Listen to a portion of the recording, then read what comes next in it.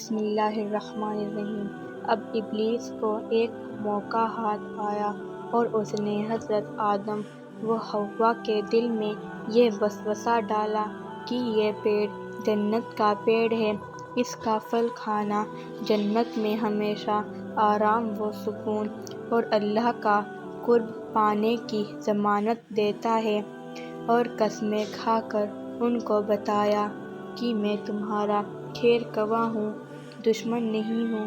یہ سن کر حضرت آدم کے انسانی اور براری خواص میں سب سے پہلے نسیاں، بھول چوک نے ظہور کیا، اور یہ بھول بیٹھے کہ اللہ کا یہ حکم ضروری تھا، نہ کہ رب کی اور سے کوئی مشورہ۔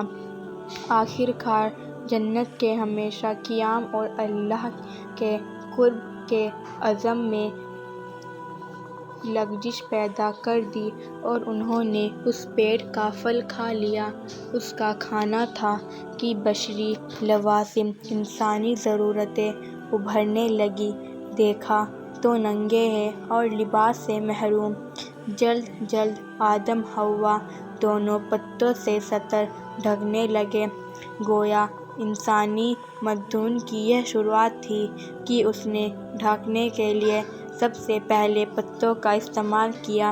ادھر یہ ہو رہا تھا کہ اللہ تعالیٰ کا غضب اترا اور آدم سے پوچھ تاچھ ہوئی کہ منع کرنے کے باوجود یہ حکم کا نہ ماننا کیوں؟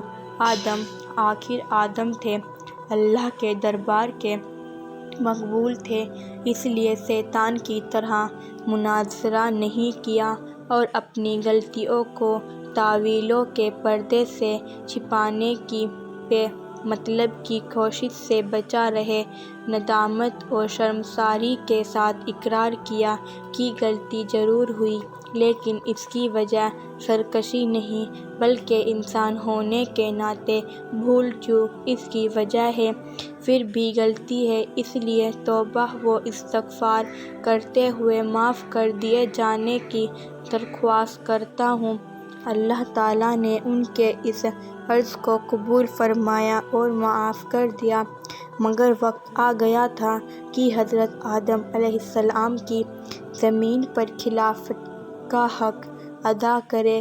اس لیے حکمت کے تقاضے کے طور پر ساتھ ہی یہ فیصلہ سنایا کہ تم کو اور تمہاری اولاد کو ایک طے وقت تک زمین پر قیام کرنا ہوگا، اور تمہارا دشمن ابلیس عداوت کے اپنے تمام سامان کے ساتھ وہاں موجود رہے گا، اور تم کو اس طرح ملکوتی اور طاغوتی دو ٹکرانے والی طاقتوں کے درمیان زندگی بسر کرنی ہوگی۔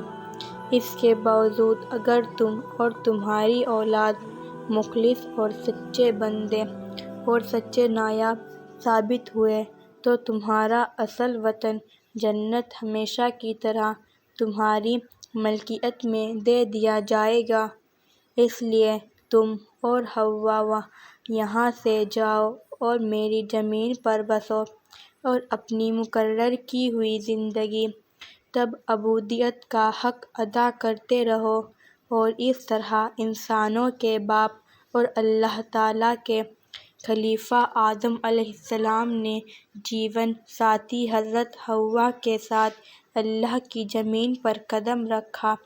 ایسی ہی دینی جانکاری کے لیے پلیز ہمارے چینل کو سبسکرائب کریں۔ اللہ آپ کو دونوں جہاں میں کامیابی عطا فرمائے، آمین۔